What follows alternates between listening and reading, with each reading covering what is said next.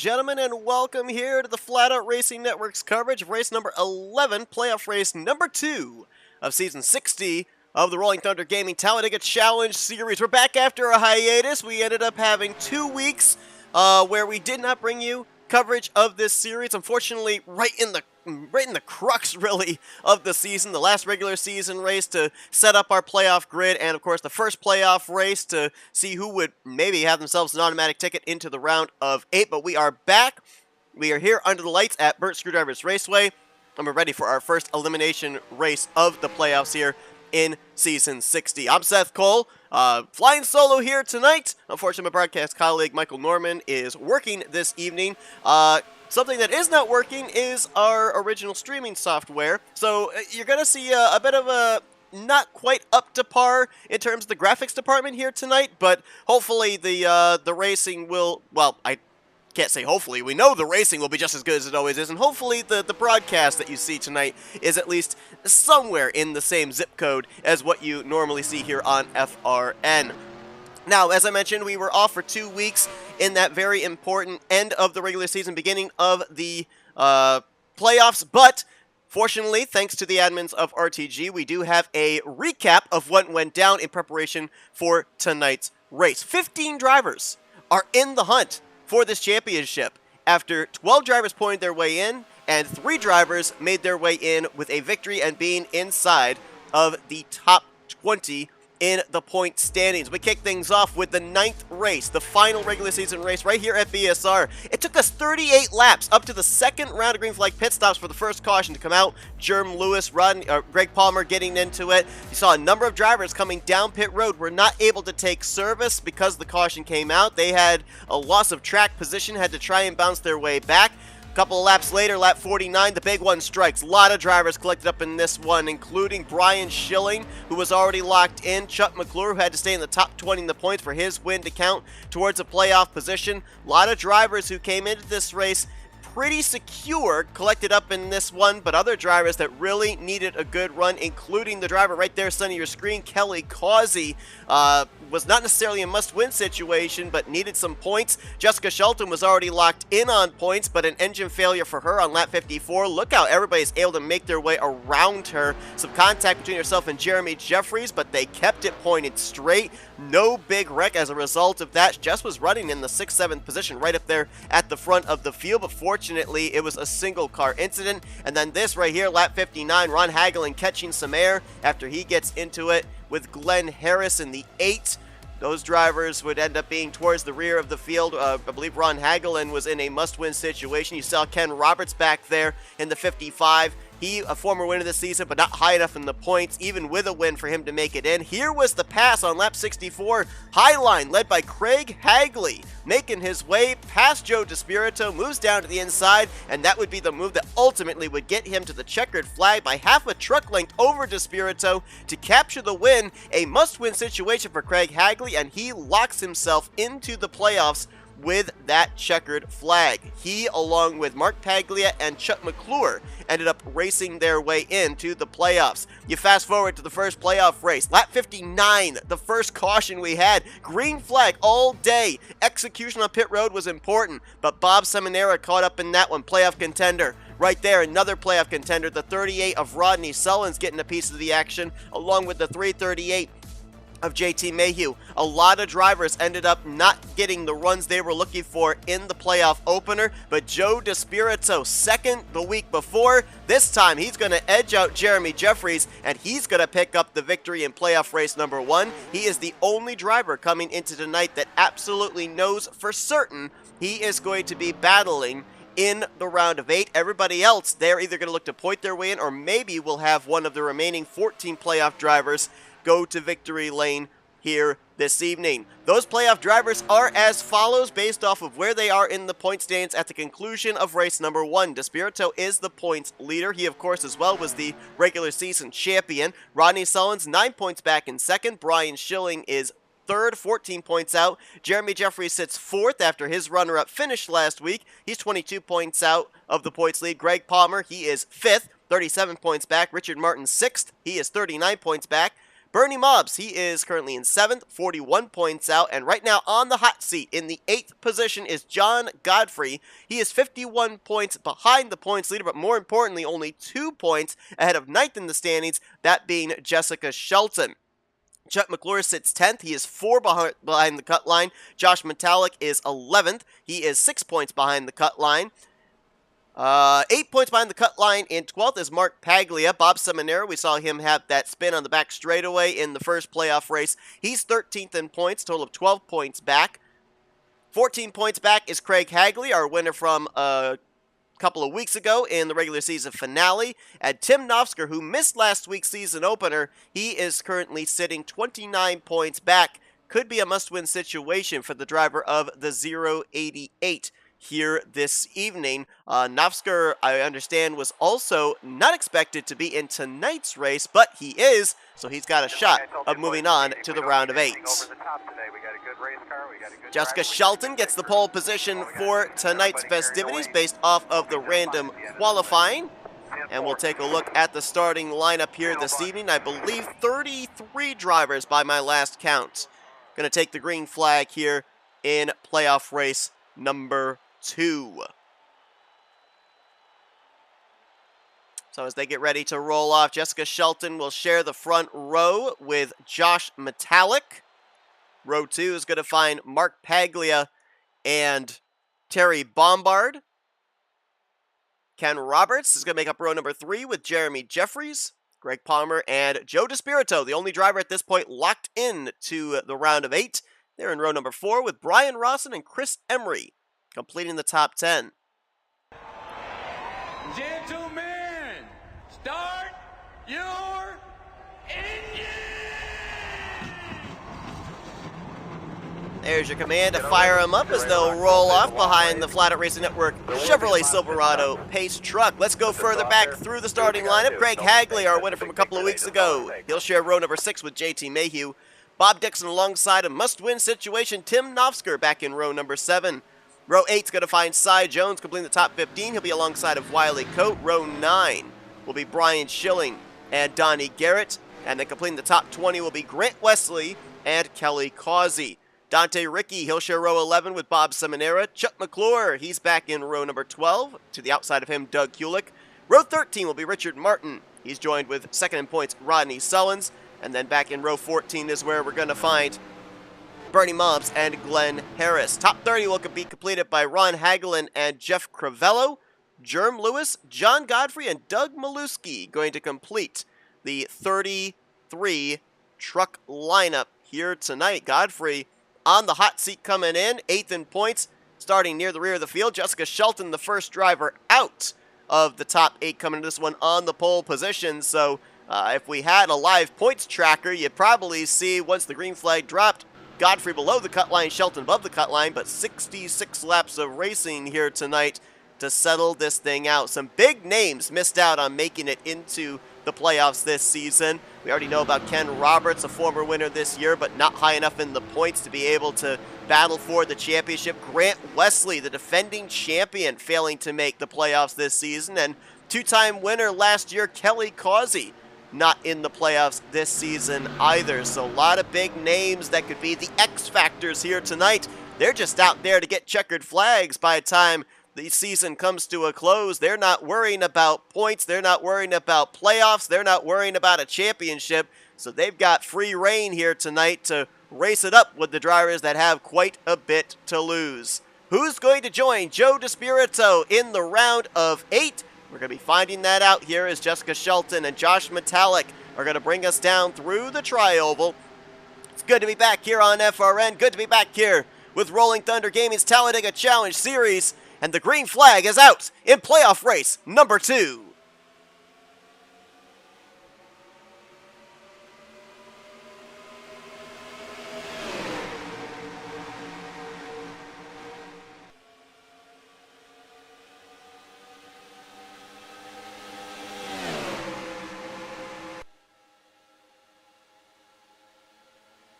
You saw in our recap video, last 2 races, it took us up on almost to lap 40 before we saw our first caution.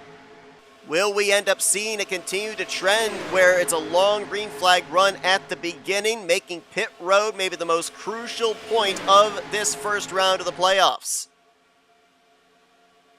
Jessica Shelton looking for that valuable bonus point by the end of the night to lead lap number 1. Playoff contender Mark Paglia right behind her. Metallic leading that outside line, but it will be Shelton who's going to get the first lap lead of the evening here at BSR. Little side to side there out of the second driver on that top side. That's the 10 of Terry Bombard.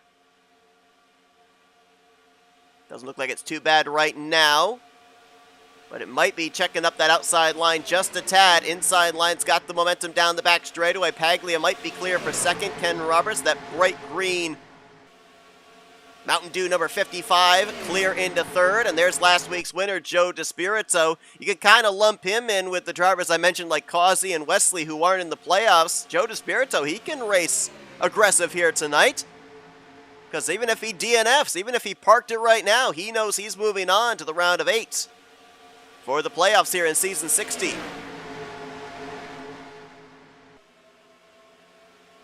Greg Palmer looking to move into the 5th position, clear of that inside line. Right behind him, Craig Hagley in the 32. Craig a total of 14 points behind the cut line. But it's interesting because I look at some of these scenarios here for drivers, and I think that if you are more than 10 points below the cut line, you're almost in must-win territory right at this point, because so often we will see playoff contenders or drivers that are battling maybe for the points lead during the regular season. They always seem to be in the same area of the racetrack, whether they're all up at the front, all in the middle of the pack, all at the rear of the pack, it doesn't matter. They always seem to find each other. Things are so close with this super speedway racing, it's very difficult to make up a chunk of positions and a chunk of points. So I think you have to really, if you are double digits behind the cut line, you have to treat this potentially as a must-win scenario. Maybe by the time we get to midway in this race, if a couple of drivers end up getting caught up in wrecks and retiring or be off the pace, then your scenario changes a little. But I think at the initial drop of the green flag, you have to have that kind of a mentality.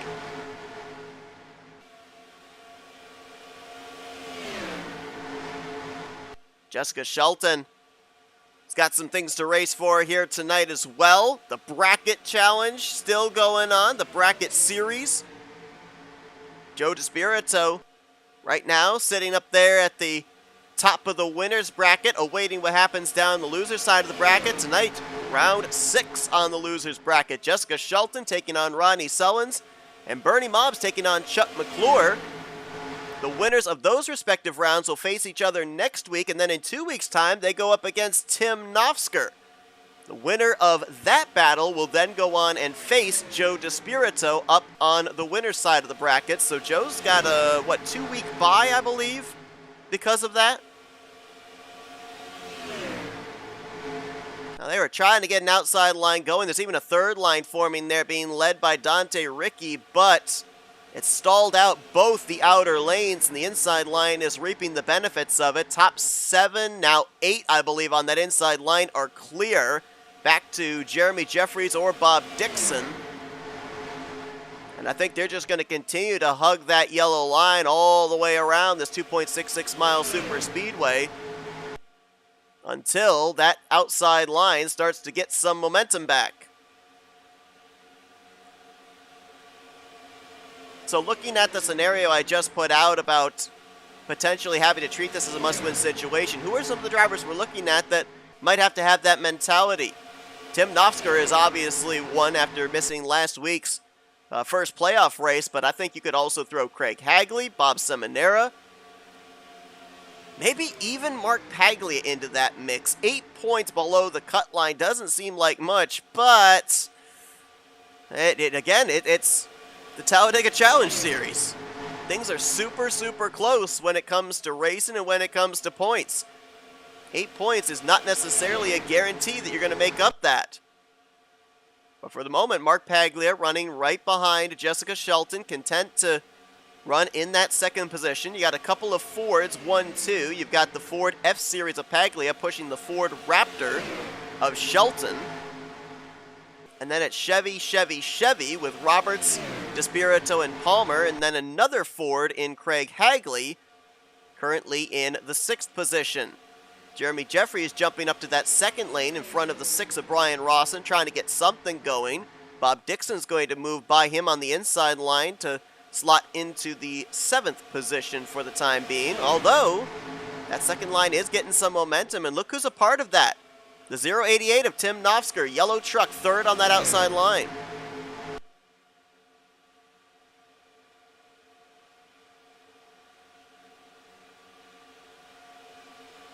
Now, with the fact that we only had a total of 33 drivers take this green flag, that means that there are a couple of drivers that are confirmed now at the drop of the green, moving on to the round of 8. One of them is Rodney Sullins. Sullins, yes, was 9 points behind Despirito for the points lead, but more importantly, he was a total of 42 points ahead of 8th in the standings cut line. He would have needed a full field probably tonight for him to mathematically not have a shot of moving on to the round of 8. Brian Schilling, I do believe, is also mathematically... Oh, no! Well, we'll get to that in a minute because we got a wreck. Caution is out.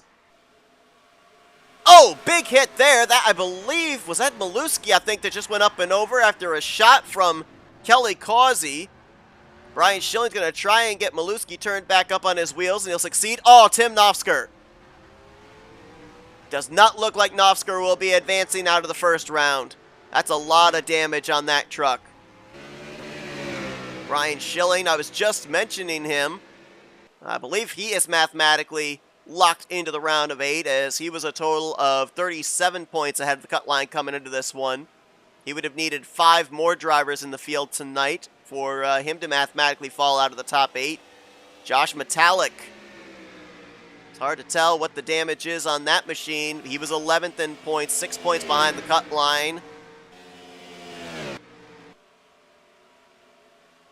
Glenn Harris here, I know he got a piece of it.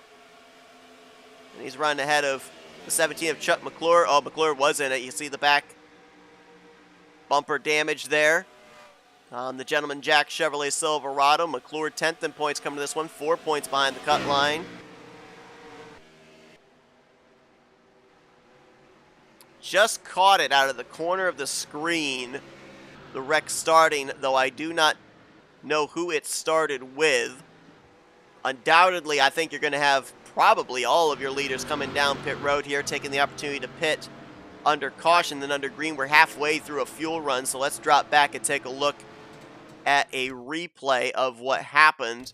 And we might actually have to start around the 088 of Tim Nofsker, because remember, he was 3rd truck in that outside line, so he would have been one of the furthest up towards the front involved in this wreck. Here's a look at it.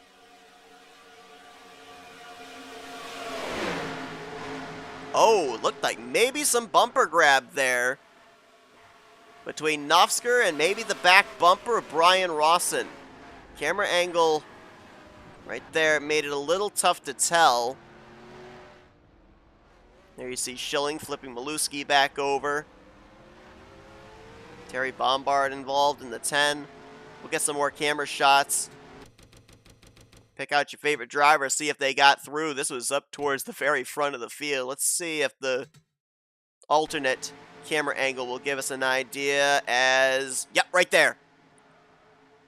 Actually, I think Dante Ricky as well was in the middle of all that, that chain-bumping bumper grab, if you will. Jerm Lewis, he was almost riding the outside wall there. There's JT Mayhew, Jeff Cravello, Wiley Cope on the right side of your screen. Just saw him. He was involved. Is that John Godfrey I see coming into shot here, right here? I think the 711 was in it. Yes, he was. Gonna have to make a count here of how many of our playoff contenders were involved. I'm already up to 5. Let's take one last angle here. Yeah, you can see, yeah. I think the 6 checked up the 088 and then checked him up into the 84. And it's especially tough when you're in the center of the corner to lift and to have chain bumping like that. Chris Emery, I think, got through there. Be a little concerned about that rear end damage on Chuck McClure. Could be just cosmetic, but I'm also seeing some right side damage on his machine.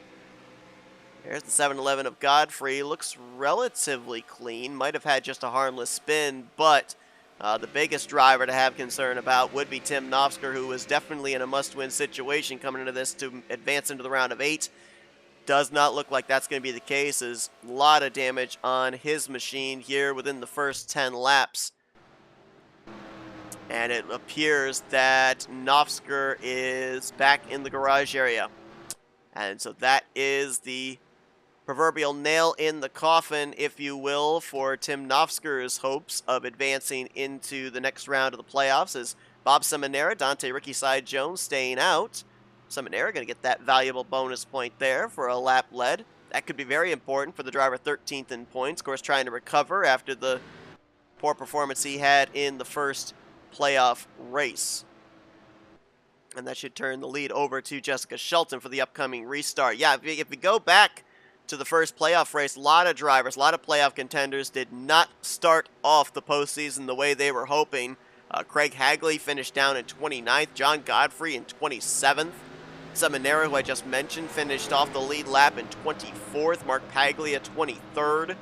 Jessica Shelton and Chet McClure also finished off the lead lap in 19th and 20th. So a lot of drivers did not get a very good result at Talladega last week, and subsequently find themselves either on the cut line or just below the cut line coming in to this one.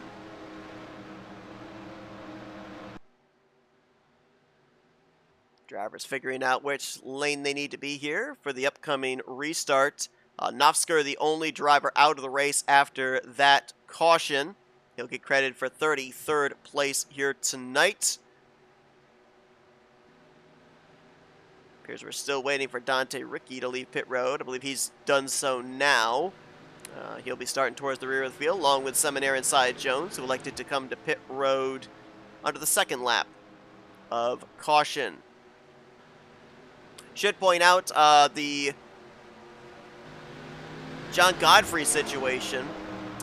He ended up actually finishing, I think he crossed the line in 5th or 6th position last week, but a post-race EOL penalty dropped him down to 27th in the final finishing results. Chris Emery also ended up getting a post-race EOL penalty. So Godfrey more than likely would have been above the cut line rather than the cut line coming into tonight. So that's something we have to bear in mind as well, is we will, to the best of our ability here tonight, try and give you an outlook of who the Elite 8 are moving on to the second round of the playoffs, but nothing is set in stone until we come back to you next Thursday night for the third playoff race, the first race of the round of 8, because a lot of stuff could be taking place during the course of this week in regards to what happens in the closing stages of this one. So that's why you're going to want to tune in next week and get the official word of who the 8 playoff contenders are. The one we know for absolute certain is Joe DeSpirito,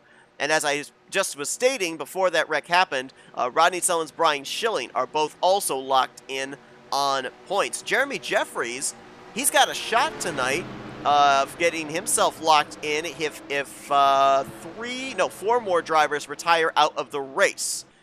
That would mean that the furthest that Jeremy Jeffries would finish would be 28th position here tonight, and that would lock him in on points. For Greg Palmer, he needs to be running in, trying to do the math in my head real quickly here, 19th or better, and he'll be locked in. 17th or better for Richard Martin.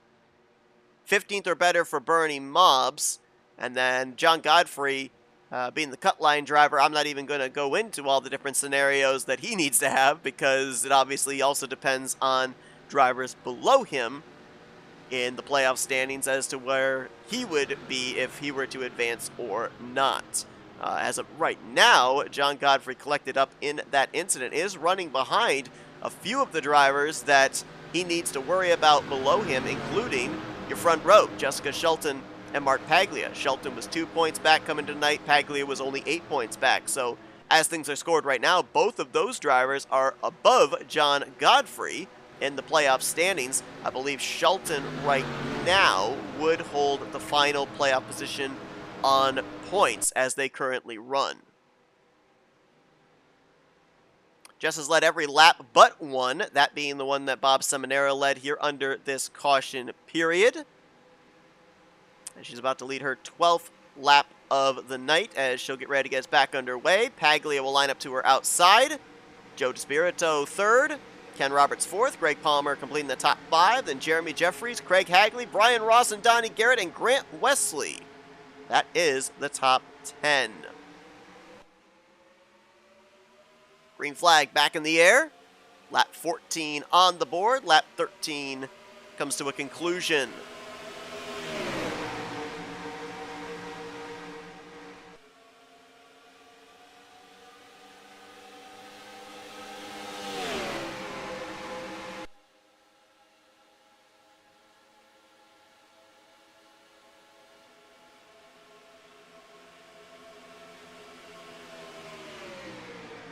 As these cars, or trucks I should say, get up to speed, we'll start to get an idea of who took the hardest hits in that big wreck through 1 and 2. Who's going to have the engine damage, the aero damage, what have you, once these trucks get up to full song. It would appear one driver already on the back straightaway, very much so off the pace, the 25 of Doug Maluski. There you see him right side of your screen just coming into frame. Top three clear as Paglia tucks down behind Joe DeSpirito, who slots into second place behind Shelton. Outside line, Ken Roberts, looking for his second win on the season, leading the one of Jeremy Jeffries, and they had a good run down the back straightaway there. Got Roberts alongside of Paglia and almost to the right rear quarter panel of DeSpirito for second place. Oh, we got a major warper back there. That is Terry Bombard. He warped down into the inside line there, which I believe that was Glenn Harris that he warped down into. No, it was Chuck McClure, I'm sorry. Bombard going to stay up there on that outside line. Looks like he's not dropping back. Brief lag spike potentially there for the 10 truck. Unfortunately, did not warp into anybody. Otherwise, that could have very easily been our second caution of the day. That middle line, can they keep the momentum up? We talked about it all season long, how the middle line is the preferred line at Talladega, but here at Burnt Screwdrivers Raceway, it takes a little bit longer to generate a run. It still works, but the inside line is usually the more preferred line here. But Ken's got no championship to worry about. He's just looking to be a multi-time winner here this season. So he's going to race his guts out here against these playoff contenders to his inside, which right now you've got 5 of them lined up there on the inside line. Shelton, DeSpirito, Paglia, then Greg Palmer, and Craig Hagley.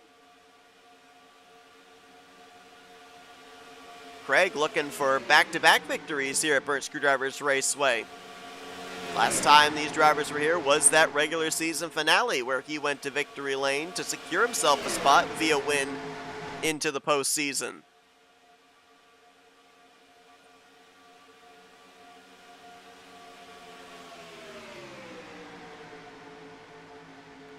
You only have 3 multiple-time winners on the season out of the 10 races that have been run. Joe DeSpirito, Brian Schilling, and Rodney Sullins. Of course, we had a couple of drivers snap some pretty long winless streaks this season, and Ken Roberts and Mark Paglia, and Craig Hagley, of course, picking up his first career win a couple of weeks ago. So there's been a nice little mixture of drivers finding victory lane here this season. Third line forming back there again. That's Dante Ricky, Bob Seminara. Those were drivers that started at the rear of the field after they came to pit road to the second lap of caution, trying to make up some ground, make up some positions. Now we went back green at the conclusion of lap 13 on to 14, so we're going to make some projections of when these drivers would have to make their next pit stop. We're looking somewhere in the neighborhood between laps 32 to 34.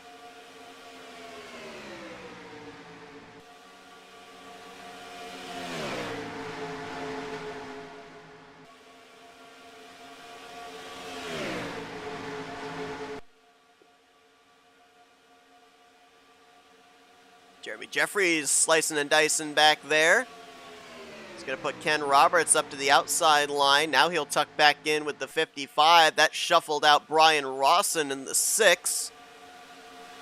Grant Wesley, Dante Ricky. Looks like these guys saw that third line coming, wanted to jump up there and pick up the 84 and the 712. They got Kelly Causey up there with them as well. Some fast trucks in that third line. You can see Brian Rawson in the proverbial sucker hole, dropping back there to the 23 of Doug Hewlick. It's like he found a way down to the inside line. Kelly Causey jumped to the middle. Now he's going to tuck in front of Rawson. Now moves back up to that middle groove. Ooh, a lot of movement there. I think the 55 might have gotten the wall off of turn 4. Stalled his momentum, stalled the momentum of that entire line, and now the outside line, the third lane, if you will, has become the middle groove. Brian Schilling and Chuck McClure jumping up there.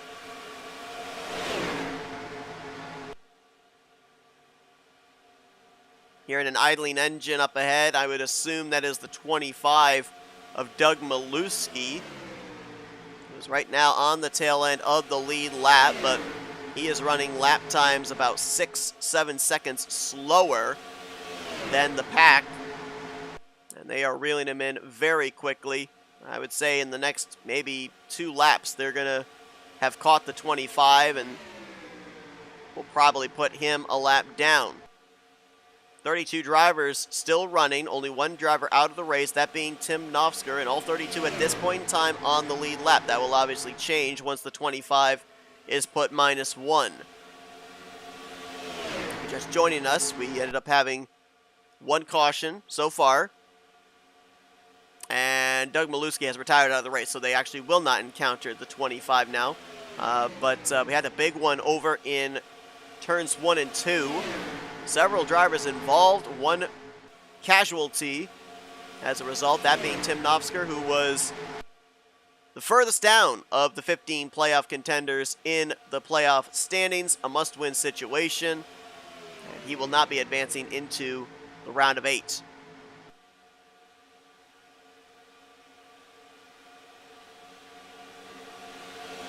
That retiring of Maluski makes the chances for Jeremy Jeffries to advance into the round of 8 greater. Jeremy has to finish 29th or better. And right now, the furthest he could finish with who we have running would be 31st. Just notice the 5 of Wiley Coates way back here. Have to double check if he pit or not. Whoops, apologies. Did not mean to click that. Does not look like the 5 made an extra pit stop, though maybe my telemetry has not updated. But he's got damage, as you saw there on the rear end, and is off the pace. So he could be in danger of going a lap down, though there is quite a bit of distance that these leaders will have to make up before they catch him. My scoring still shows that he's only made 1 pit stop, so he also, once these trucks got up to full speed, was a driver that apparently is suffering from aero damage. Though surprisingly, most of the damage we saw there was back-end damage, and that normally doesn't have a truck be off the pace. Case in point, Chuck McClure right now is second on that outside line, and he's got a ton of rear-end damage. I mean, you kind of look at him right there, if you can see that shot, it kind of looks like a peacock's tail. The peacock feathers, it's kind of waved up there. Definitely not aerodynamically sound, but it hasn't slowed him any, so maybe there was some decent front-end contact that Wiley Coates suffered from that wreck back on the lap 8, and we just didn't catch it. As Rodney Sullins in the 38 is now leading that outside line. They keep trying that middle groove, trying to make something happen. Rodney, 2-time winner on the season. Both of his victories at this racetrack. He won the season opener, and then he won the 7th race right here at Burnt Screwdrivers Raceway, looking for win number 3 on the year at this same venue, and looking to jump up to the top of the leaderboard in terms of wins by his lonesome, currently sharing 2 wins apiece with Brian Schilling and Joe DeSpirito. And remember, Rodney's locked into the round of 8 on points. So he can also, like Joe DeSpirito, like Brian Schilling, he can race it up here. He can be a little bit more aggressive.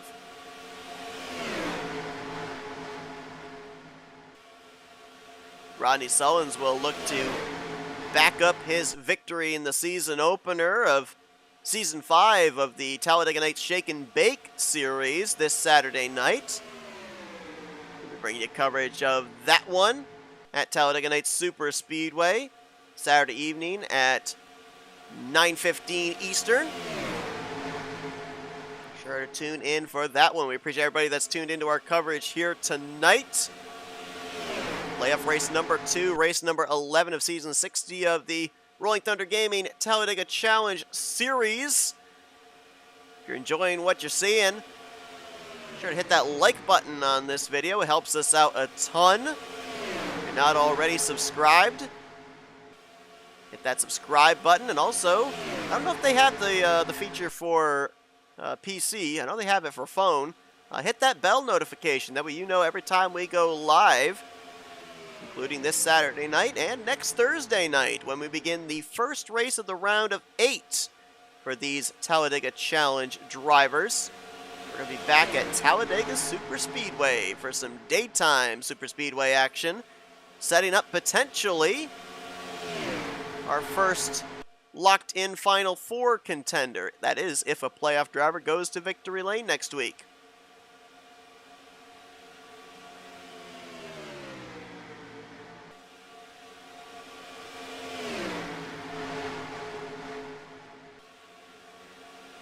Wiley Cote in the 5, who we were documenting moments ago off the pace. He has come down pit road, made the left-hand turn to the garage area. He will get credit for 31st. Joins Doug Maluski and Tim Nofsker in the garage area. So one more retiree, and Jeremy Jeffries is locked into the round of 8. So we've pretty much already got 50% of our round of 8 drivers confirmed.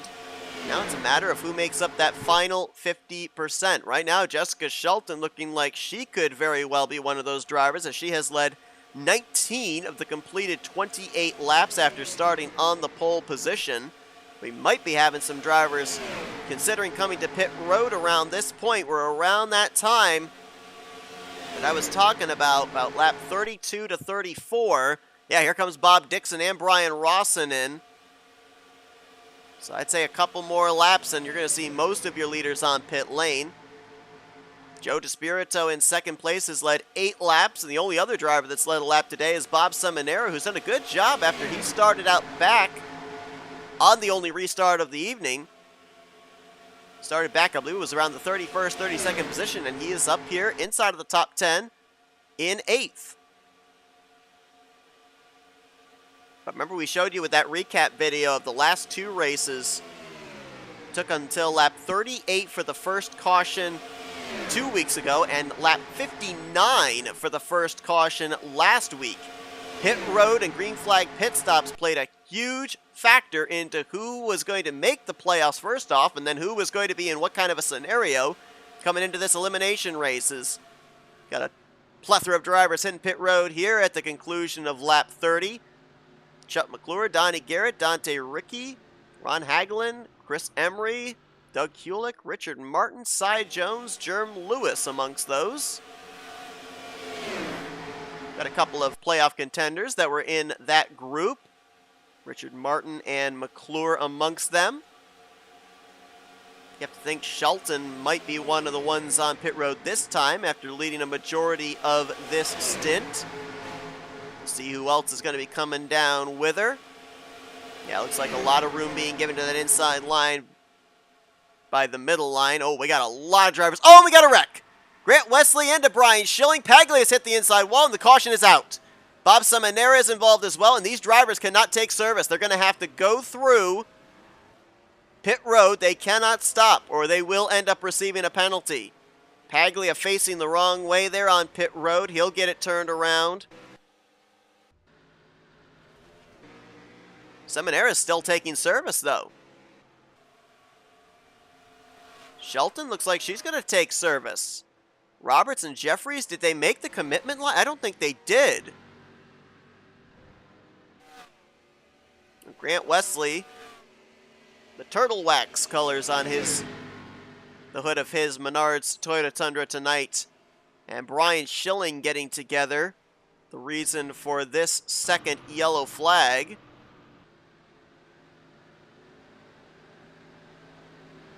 And I believe that only 2 drivers were a lap down at the time, that being Brian Ross and Bob Dixon. So that caution, huge for them, as they'll get back on the lead lap via the lucky dog. Well, let's go back and take a look at what happened. I don't even want to wager how many drivers were planning on coming down pit road with that group. I think it's safe to say upwards of about maybe 20 drivers are planning on all pitting together, and it just did not work out. Watch the square D dodge of Brian Schilling ahead of Grant Wesley, and oh! Grant got some help. Grant got hit from behind by John Godfrey into the back of Brian Schilling. So actually it wasn't Grant into Brian, it was the 7-Eleven who started that. And because Schilling spun up above the yellow line, that is deemed on the racing surface, which is why the caution came out. Now we also had some contact down below them coming to pit road involving the 28 of Mark Paglia. Let's see if that had anything to do with the contact behind or if that was its own separate incident. Oh, it was its own separate incident. Greg Palmer got into the back of Mark Paglia, sent him down to the inside wall. Then he comes back up, gets the 712 of Bob Seminara. And it looked like Glenn Harris spun around a little bit further back too. I don't know if he just locked up the brakes, maybe.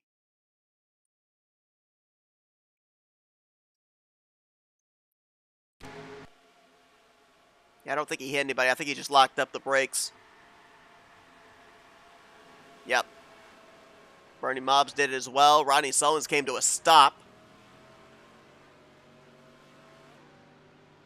All right, so let's figure something out here in terms of driver positioning and when the caution officially comes out, because I don't think anybody made it to the commitment line.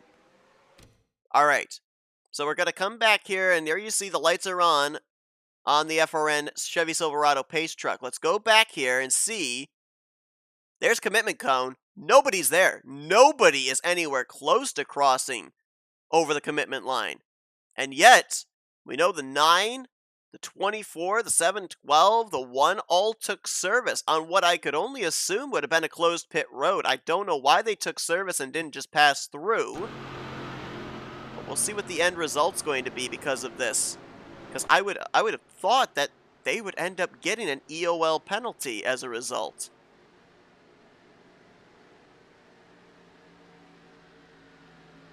A couple of drivers came down pit road. Craig Hagley in the 32 just gave up the lead to pit. Donnie Garrett looks like he might be the one to inherit the race lead here. I just saw Shelton and Jeffries and others leaving pit lane as if they made another stop, which I would assume might have been in relation to that they would have had to start at the tail end anyway, so they came down and topped off the fuel tank or something. I'm pretty certain that it would have been an EOL penalty for those drivers because they pit under a closed pit lane. Well, lights are still on atop the Pace truck. Donnie Garrett is indeed officially scored the race leader. We'll see if that's where he's going to be for this upcoming restart. Dante Ricky right behind him. Then Richard Martin, Ron Hagelin, and Doug Hewlick are your top 5. Front of the field has gotten a facelift after this caution comes out in the middle of green flag pit stops. We're going to step aside for an FRN race break presented by 260 Motorsports, then be back to the action as we get ready to go green in the second half of tonight's second playoff race.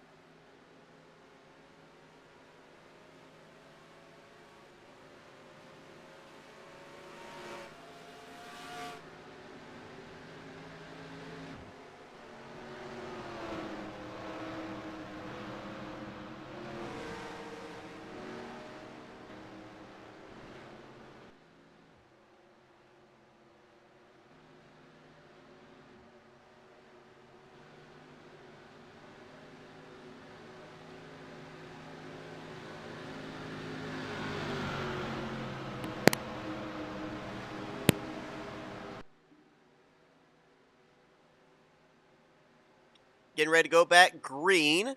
It'll be with 21 laps to go. No, correction, 31 laps to go. My math is woefully incorrect in that regard. Which means these drivers are going to have to make one more pit stop. Donnie Garrett out in front for the first time tonight. Donnie Garrett going to have Dante Ricci alongside of him for this front row.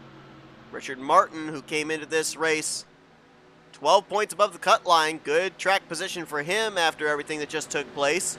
Doug Hulick to his outside in fourth. JT Mayhew is going to line up in the fifth position. Josh Metallic, he's going to be sixth. Terry Bombard, John Godfrey in row number 4. Big opportunity there for John Godfrey. Came in the cut line driver in this first round of the playoffs. And the top 10 going to be completed by Chris Emery and Glenn Harris. Jessica Shelton and company going to be restarting back around 14th, back to around 25th. After they had the misfortune of that caution, the timing of it coming out before they had hit the commitment line.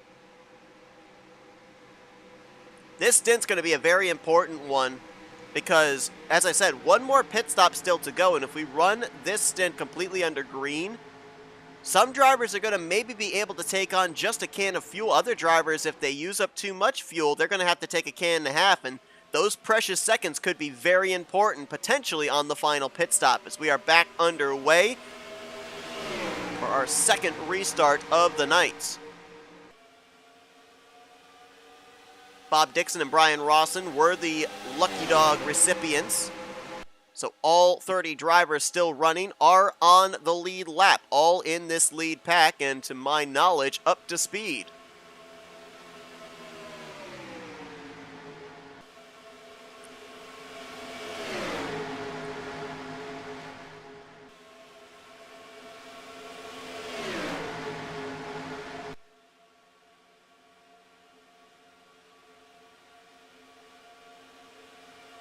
Third line trying to form back there. Bob Seminara saw him step out.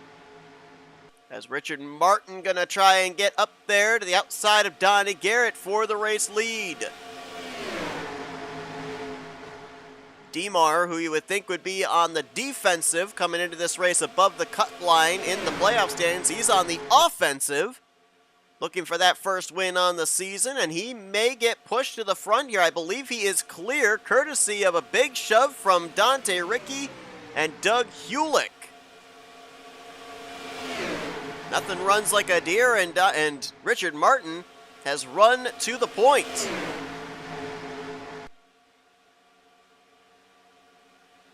Coming around, looking maybe for that valuable bonus point. Number of playoff drivers have rolled the dice, given up track position to lead a lap. Bob Seminara being one of those drivers, Craig Hagley being another.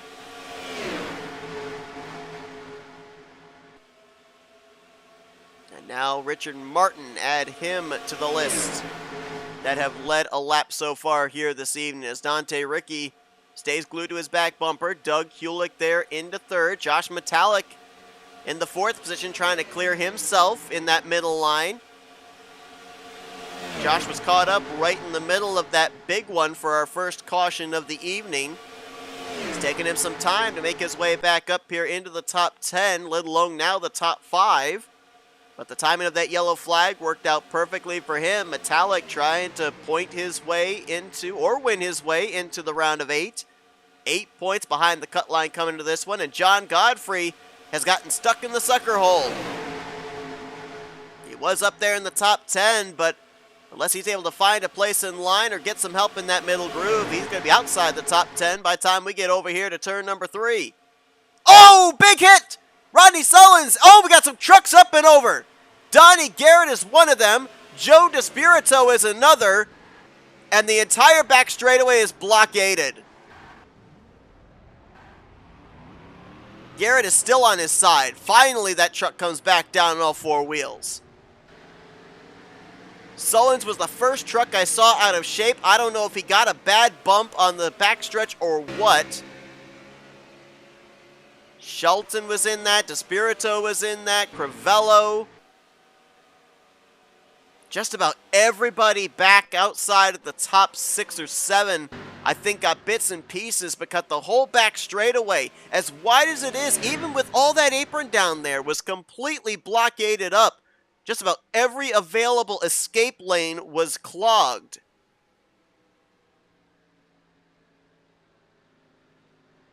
And the third caution of the night is our second big one here at Burnt Screwdrivers Raceway.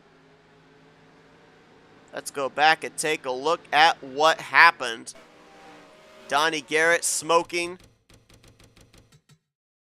His day may be over after he led us to this most previous restart. We're going to stick with the same camera angle we had before just to get a context here. We'll have to get another angle. Maybe a bad bump from Seminara to Rodney Sullins, because the 38 shot left awfully quickly. Mark Paglia was in this. Glenn Harris. There is Garrett up on the wall. Roberts, Crivello, Shelton, DeSpirito. And the 77 finally lands back down on all four wheels, but there you see the engine worse for wear.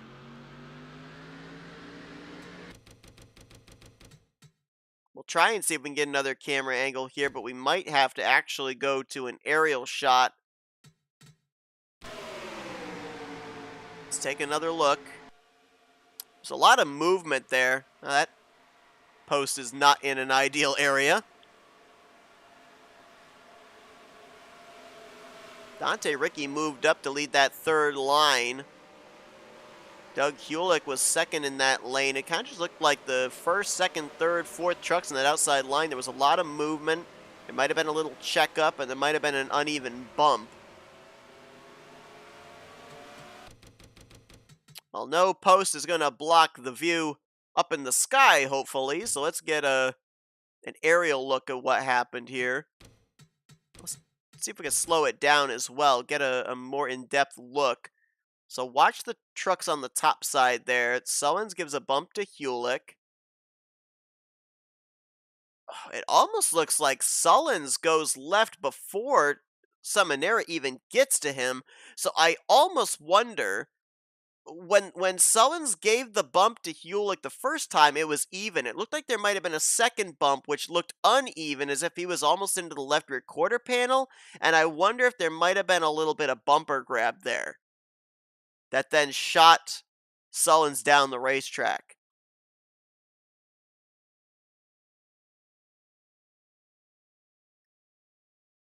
But Glenn Harris, just an innocent bystander in all this. Takes the biggest shot. And more than likely, his evening is over. At least competitively, it certainly is. Now, I want to focus on those drivers that spun down to the inside line as well, because I believe another playoff driver was involved, that being the one of Jeremy Jeffries. So, wreck happens up ahead. It's JT Mayhew that Sullins got into, and then the track just gets blockaded up. Ron Hagelin, Shelton, there's Jeremy Jeffries. He gets a piece there, but watch further up. I think he gets the 24 right there. Then gets the inside wall. That's some pretty good shots to the front end, both the left and right front. Jeff Crivello, John Godfrey involved. And remember, a number of these drivers, the 55, the 24, the 9, they were all back there because of the untimely timing of that most recent caution when they were all planning on coming to pit road. So sometimes when it comes to super speedway racing, it just snowballs, and that's kind of the case right there. Nobody was off the lead lap, so no lucky dogs given out under this yellow flag. Got some drivers that elected to come to pit road here, which makes things interesting in terms of maybe how much fuel they would have to take on the money stop. Drivers that stayed out, I would assume that now, under this caution period, they could save enough to where they would only have to take a can. So what was the debate between a can and a can and a half might now be the conversation between a can and a half can on the final pit stop of the evening.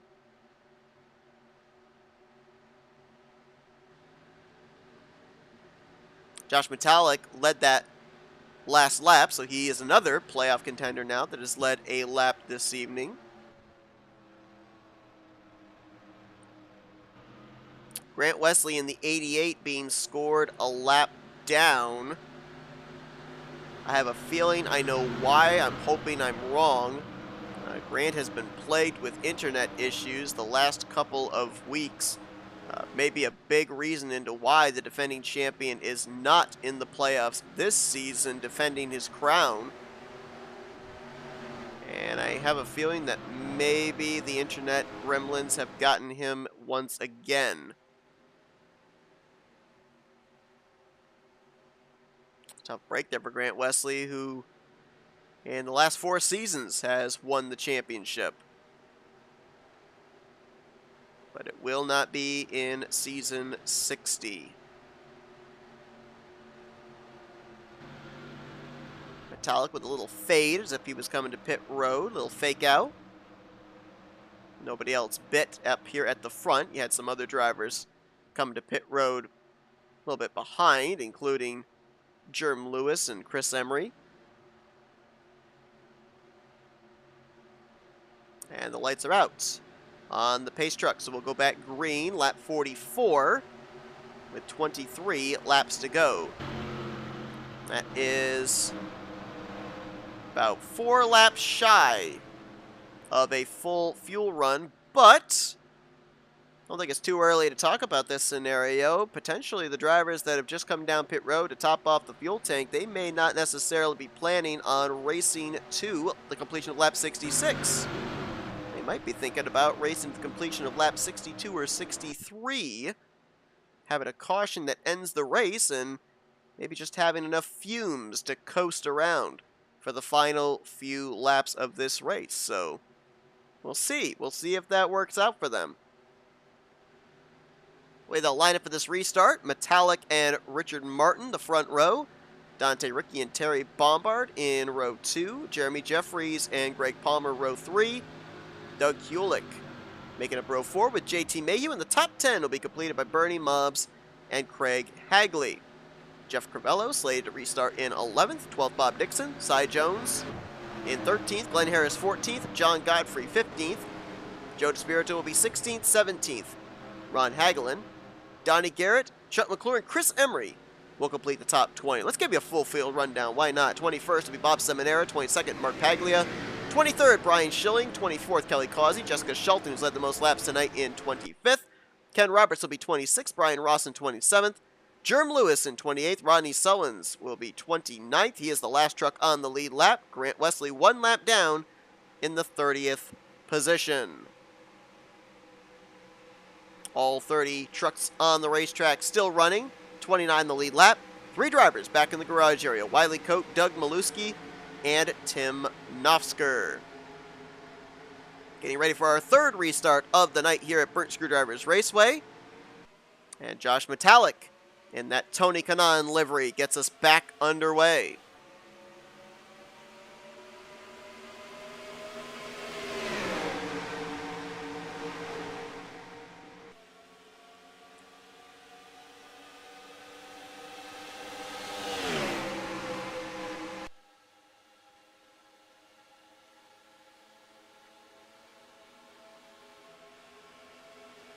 Donnie Garrett, we mentioned him in that lineup rundown, left the scene of the accident on the back straightaway smoking after he was up and on his side against the outside wall. Looking to continue on, but as you saw right there down that back straightaway shot, obviously not up to speed. So we'll see if he soldiers on and sees if he can maybe vulture a spot or 2 before the conclusion of this race. 24 of Joe DeSpirito back there looks like he may be off the pace as well. Boy, has he got to be breathing a sigh of relief after that victory last week, securing himself an automatic spot into the round of 8. Otherwise, this week's situation could have been much different.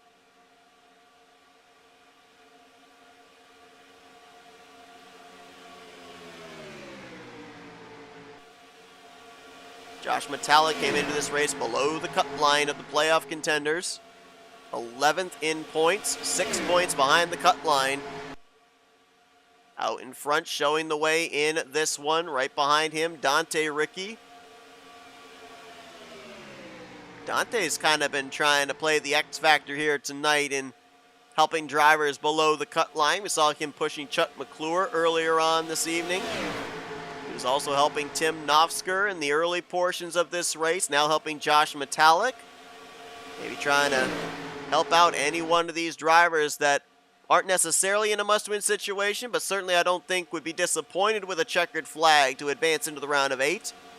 As Donnie Garrett has gone to the garage area, and so we now know 4 drivers that will be in the next round.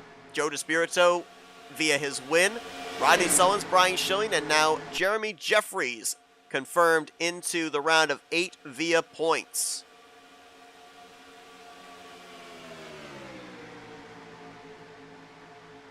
Greg Palmer, right now running in the 4th position.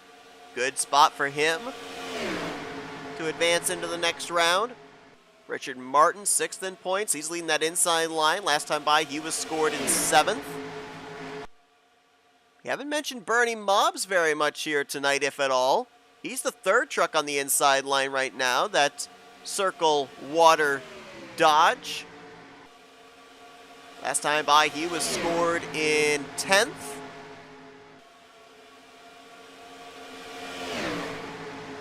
He was 10 points above the cut line coming into this one, so a little bit of a cushion.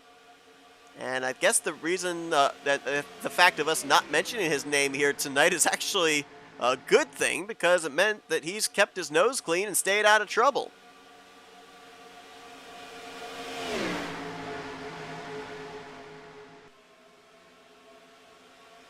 Well, John Godfrey right now is in the 17th position. Jessica Shelton has 2 bonus points coming her way, at least at this point in time, that could be valuable into her advancing into the round of 8 or not.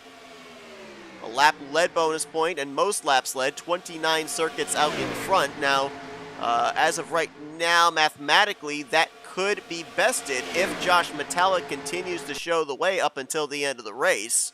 It seems unlikely, though, but we cannot give the most laps led bonus point to Jessica Shelton just yet. She is the only driver tonight that has led double-digit laps. The next closest would be Joe DeSpirito and now Josh Metallic, who have led 8 laps apiece.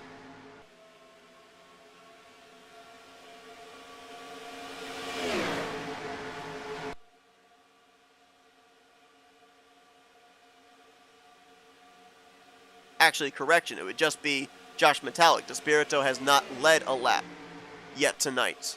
Oh no, big wreck! Oh my gosh! Doug Kulik and Craig Hagley were 2 of those that went straight up into the wall there through the center of 3 and 4. Now we've got our 3rd big wreck of the evening, and that swept up a lot of drivers. Our 2 big wrecks so far tonight have certainly seemed to kind of turn the tide into who's a contender and who's a pretender to advance into the round of 8. This one might be the ultimate decider into who's advancing and who is not. This caution means everybody will be able to make it on fuel now. This caution coming out at around 16-17 to go. Oh, someone's smoking up here. Craig Hagley. 2 weeks removed from that incredible victory right here at BSR in the regular season finale to clinch a spot into the playoffs. British Screwdrivers Raceway not as kind to him here tonight. His day looks like it is over. Doug Kulik, surprisingly, his truck has not pancaked more, as he was the other driver I saw along with Hagley, who went straight up to the outside wall. Pretty good damage on the left side of that machine. I'll be curious to see who else was all involved. I think I see some damage on the 8 of Glenn Harris, because that was in a very precarious area of the racetrack where it is very difficult to be able to avoid. You've got trucks that go up and then usually come right back down, and it can be difficult to gauge off of your speed to their speed where they're going to be when you come up on the scene. Everybody's on pit road, no surprise there. Let's go back, take a look at what happened. Grant Wesley should get the lucky dog under this yellow, so he'll be back on the lead lap. And Bernie Mobbs in the 31. I was talking about how it was so good. We weren't talking about him because he was staying out of trouble. He was in this. And he's got a lot of damage on his Dodge Ram.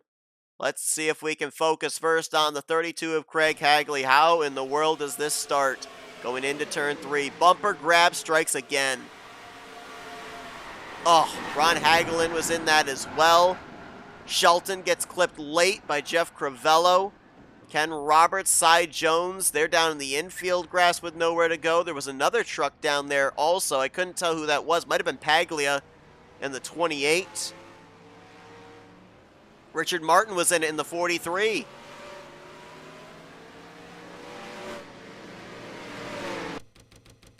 Let's take another look. Man, some hard impact there. Hopefully the post is not in the way this time, though I think it probably will be. Slightly. Oh, wow, Hagley up and almost into the catch fence. Rodney Sullivan's got the wall back there further. Kelly Causey in it. 6 of Brian Rawson looked like he did a pretty good job getting through. Using the grass to be able to maneuver his way past, though no surprise, he'd probably be very at home in the grass there with the Scott's Turf Builder sponsorship. See if we can get an aerial shot here. Heavy impact for a number of those drivers. And then others swept up into it, going to lose track position as a result. Take a look. There's the bump. Yep. Check up and bumper grab. 23 gave a shot to the 32. He then had to check up to avoid flying into the back bumper of JT Mayhew. And then the chain bump began going into turn 3. And you see the end result. That's a tough break there for Craig Hagley. The Cinderella story, his first career win in the Talladega Challenge Series a couple of weeks ago right here at Burnt Screwdrivers Raceway, and now he is pretty much confirmed, along with Tim Nofsker, that they will not be competing in the next round of this playoff system for the championship. Question now is, of other drivers that got bits and pieces of that, how up to speed are they? How much damage did they sustain? Bob Seminara inherits the race lead. Seminara seeing a number of drivers that are having some problems, either just around him or ahead of him in the point standings. Opportunity to maybe point his way in. So he came into this one 12 points behind the cut line, so might have to win his way in. Finished off the lead lap last week in the first playoff race. But looking to get that checkered flag here tonight.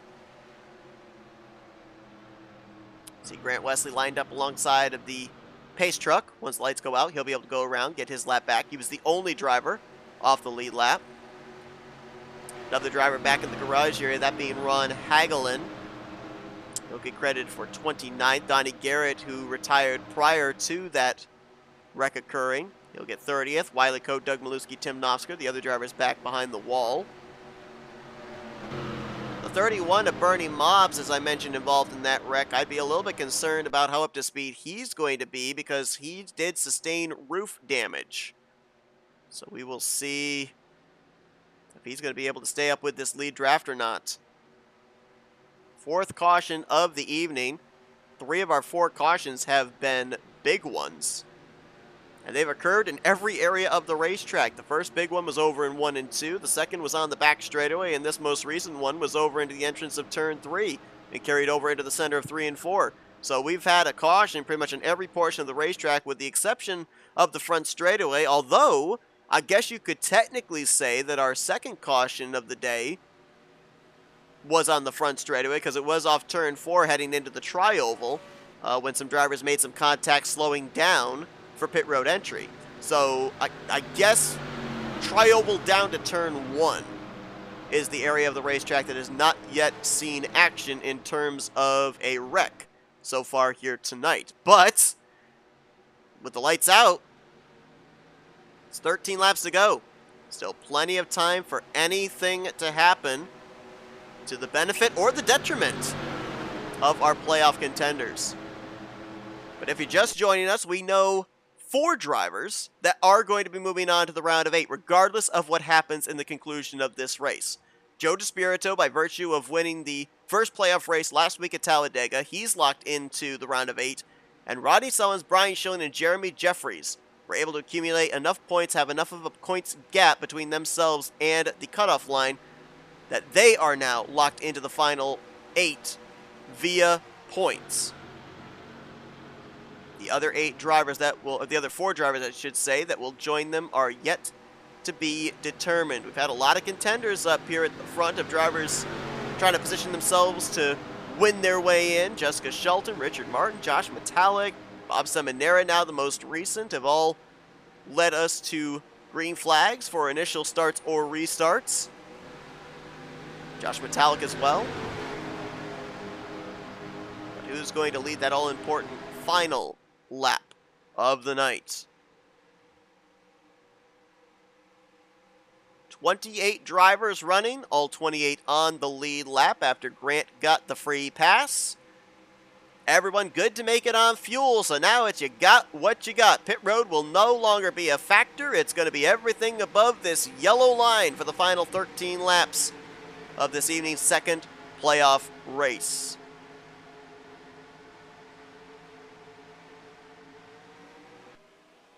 Green flag back in the air. Lap 54 on the board.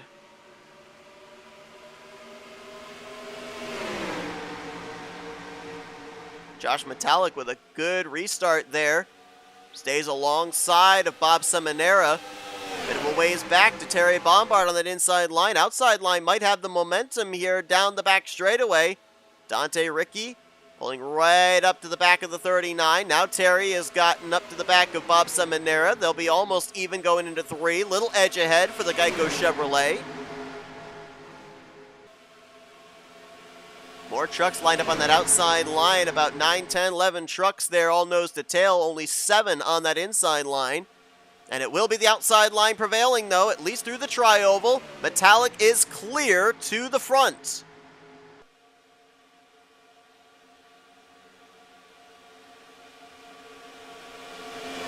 Again, Joe DeSpirito off the pace in the 24. Glenn Harris looks like he might be off the pace. There was another truck back there, too. That might have been Craig Hagley, who is still out there trying to see if there's some miracle scenario for him to advance into the round of 8, but I don't see it as a possibility.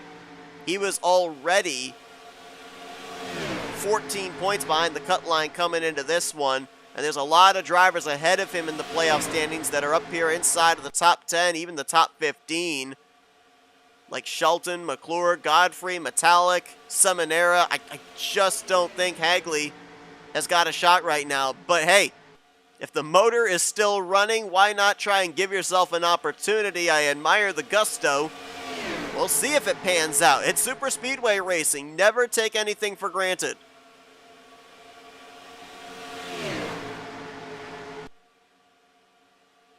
Like Jeff Crivello, Doug Hewlick, they're starting to lose the draft here, so might have about 24 drivers up in this lead pack. Well, 22 now. Back to Grant Wesley. Seminara found a way up to that middle line in front of Jeremy Jeffries. Now Terry Bombard and his Ford F-Series leading the inside line as nose to tail, top 6 or 7 in that middle groove. Metallic continuing to show the way here. Getting closer to that point of no return. How about the comeback run there for the 7-Eleven of John Godfrey? He's up in that 5th position, trying to point his way potentially into a round of 8 berth. Ooh, little bit of bumping going on there. That's something I was worried about. We've already seen some chain bumping and bumper grab be the cause of a few of our yellow flags tonight. And with everybody lined up in that middle groove, you had to think we might have something like that happen again. I think McClure was in the back of Dante. Ricky was in the back of Metallic, and Metallic paid the price. He got shuffled to the middle line, and Dante swung around the outside, and he goes to the point. Now remember, in each one of our rounds, we have the possibility of 2 playoff contenders winning and advancing into the next round, whether it be the round of 8 here or the upcoming Final 4. However, if we have a non-playoff driver, like we currently have out in front, Dante Ricky go to victory lane, that means that 7 drivers point their way into the next round. Despirito would be the only one to win his way into the next round of the playoffs. And Dante Ricky has played playoff spoiler before. I believe it was last season. It was season 58 or 59, one or the other. And Dante Ricky ended up picking up a victory as a non-playoff contender in the middle of a playoff system, in a playoff race. He could do it again. Middle line is coming, though. Bob Seminara and Jeremy Jeffries have jumped down in front of the 39 of Josh Metallic, and they are making hay. As Craig Hagley, very slow up on that outside line, man. You saw right there with that shot, the roof completely caved in on the driver's side. He's going to go a lap down. And that may be the final nail in the coffin for him. He was trying to soldier on, trying to make something of a scenario to maybe advance into the round of 8 after his first playoff berth with his victory here two weeks ago. But now looks like he's going to join Tim Nofsker as a driver who will not be advancing into the next round of the playoffs. Jury's still out on everybody else. Godfrey, Shelton, McClure, Metallic, Paglia, Seminara. Who knows? They've all still got a shot. Another slow car up ahead. That is Bernie Mobbs in the 31. Right now is running 26. Remember, Bernie came into this race 10 points above the cut line. He could be in danger of getting eliminated, depending on where Godfrey, Shelton, and others are running. They're going to have to take him 4 wide there.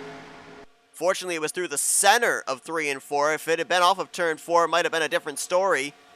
And now Dante Ricky going to have to throw some defensive blocks here, because here comes a middle line, here comes an inside line, here comes an outside line. He'll stay committed to the middle groove. Oh, what a save! Brian Russ and Rodney Sullins back there. Big save out of both of those trucks. As Rawson got sideways, clipped the 38, Sullins was then sideways, and both kept it pointed in the right direction. And all that going on at the back, how about up here at the front? Seminara, he'll go to the point. Kelly Causey trying to lead that outside line. Causey, he's just in it for the checkered flags. Not a playoff contender. He's trying to help Mark Paglia and the 28 to get up here to the front. Top 4, clear on the inside line. Oh, and then we got a wreck! Ken Roberts up into the wall, into the catch fence. Shelton is in it. Jerm Lewis, Brian Schilling, and Chris Emery. Leaders, I believe, took the caution, and that might be the caution that ends the race. Lap 61 was completed. Lap 62 went on the board. That could have been the point of no return. Normally, it's the completion of lap 62 that is the point of no return. Either this race is over or we're getting a one-lap shootout. I'm not sure which. But that wreck right there, I believe, might have just taken Jessica Shelton out of a round of 8 berth. They're waiting on the pace truck to catch up here. Pace truck's taking his sweet old time right there. He's got to get up there, pick up the race leader. And now it will.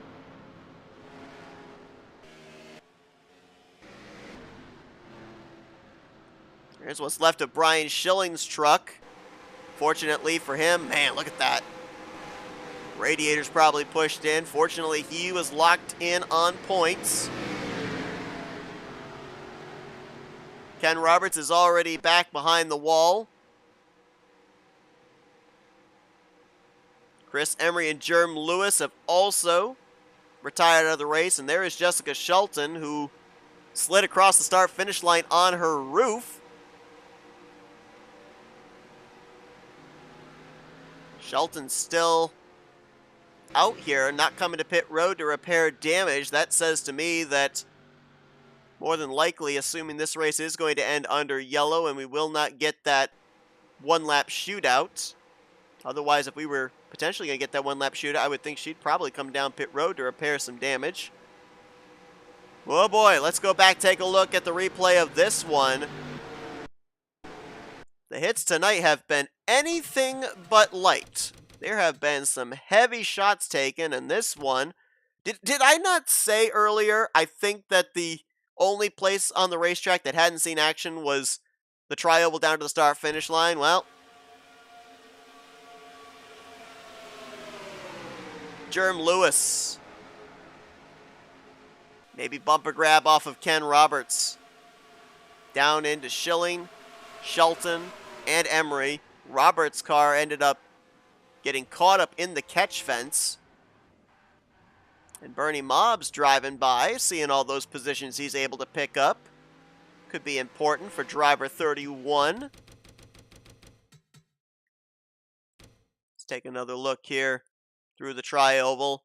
Keep an eye on the top side there, the neon green 55 and the white and red 616.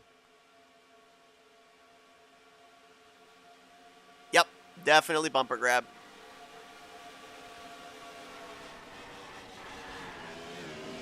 Shelton lands on all four wheels, continues on. Brian Schilling. A lot of damage on that machine.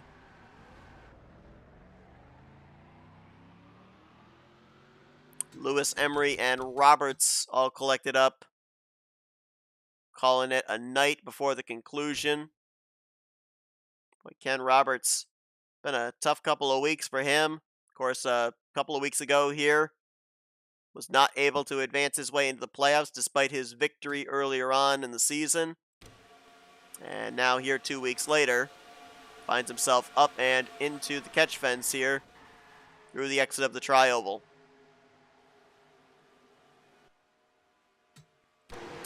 So what are we looking at? Is it a one-lap shootout? Or does the race end under yellow? I know what Bob Seminara wants. He wants to see the lights still on atop that pace truck when we come back around. But if the lights go out, we will have a little over 2.5 miles to settle it out. Look at the scenarios we've got up here right now. Bob Seminara leading this race. He was 12 points below the cut line coming into this one. Jeremy Jeffries, he's already locked in. But he finished runner-up last week to Joe DeSpirito. He wants that checkered flag. Josh Metallic, he comes into this race 6 points below the cut line. He's been out in front for 13 laps. And John Godfrey, who came into this race maybe in the biggest pressure spot, 8th in the points, the cut line driver, has done a great job of working his way back up to the front after being caught up in a couple of the first yellow flags tonight. He is in the 4th position. Terry Bombard there in 5th place. Dante Ricky in 6th. Non-playoff drivers, but still out there contending, trying to get the best finish possible. Greg Hagley's going to get the free pass here. And I think he thinks we're going to go back green.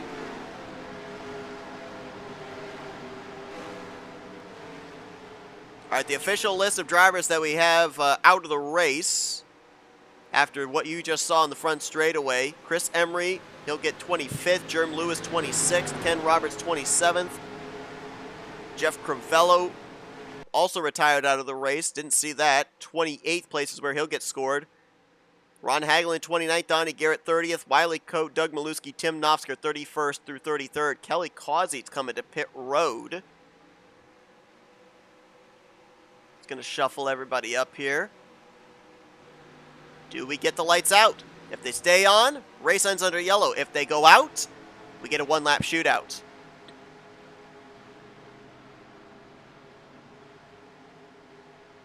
Bernie Mobbs will also get the free pass. And we're going back green, folks. We are going back green. Took us 65 laps to get to this point, but one lap, 2.66 miles at Burt Screwdriver's Raceway is going to determine who's moving into the round of 8 and who is not. Well, if the trend continues here in the playoffs, remember, Joe DeSpirito finished runner-up to Craig Hagley 2 weeks ago here at Burt Screwdriver's Raceway. He won the following week. Last week at Talladega, Jeremy Jeffries finished runner-up by half a truck length to Joe DeSpirito. Does he maybe get the redemption, the bridesmaid redemption here tonight, en route to a victory at BSR? Believe it or not, too, Jeremy Jeffries is looking for his first win on the season. People may remember last year, Jeremy Jeffries won 3 Burt Screwdriver Raceway events in a row. But he still is yet to get his first checkered flag of Season 60.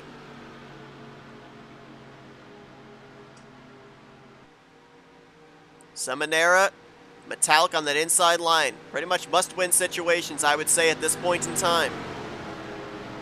John Godfrey's got to manage the points gap. If either the 7-12 or the 39 win, that might be a problem for him because that moves the cut line. And then look behind them, Terry Bombard, Dante Ricky, JT Mayhew. They could care less about who's battling for the championship and who isn't. They just want checkered flags here as non-playoff contenders. Mark Paglia is going to be 6th, Brian Ross in 7th. Grant Wesley's back up here inside of the top 10. As here we go. What's going to happen on this final run? Flagman has the green and white flags in his hand. Next time we come around, we're going to have one happy driver and maybe some unhappy drivers. Final restart of the night. Big bump there to start from Metallic to Seminara, trying to get that inside line going.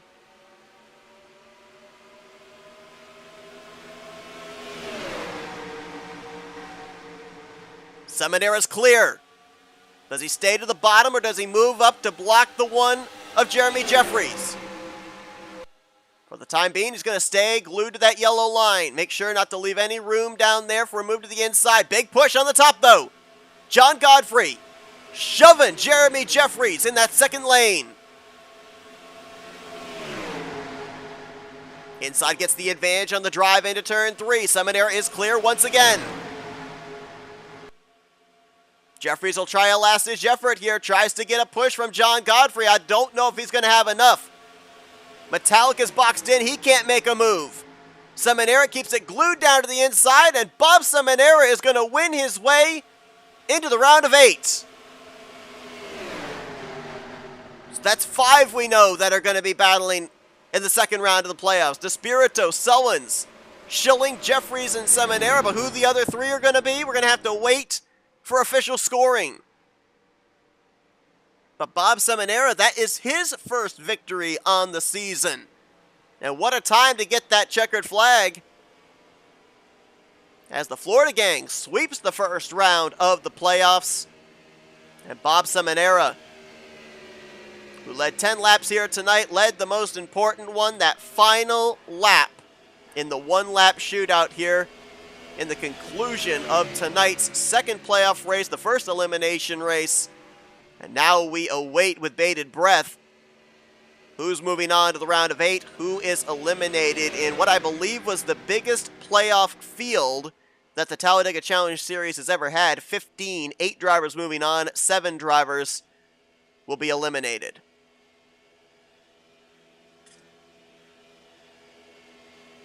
What a battle there at the end. Seminara rolled off the grid from 22nd place. We saw him in the early going, play the strategy of getting a lap led, giving up track position, had to work his way through a couple of late wrecks. And by the end of this one, found himself with good track position, got the race lead for the final restart, and was able to hold off Jeremy Jeffries and Josh Metallic in their respective lines to pick up his first checkered flag of Season 60. Been very consistent this year, but he just hasn't been able to close out the deal. Tonight he does.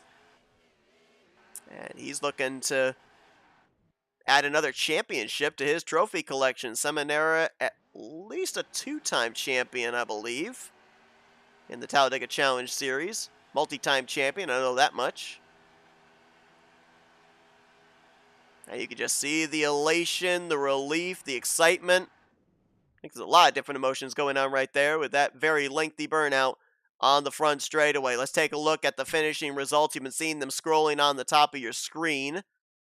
But Seminara picks up the victory. He's locked into the round of 8 with his victory. Josh Metallic brings it home in second. Was that enough for driver 39 to advance? Remember, he was only 6 points behind the cut line coming into this one. Jeremy Jeffries locked in on points. He'll complete the podium. Terry Bombard, great run. He's the highest non-playoff driver. Brings home fourth. John Godfrey, the cut line driver.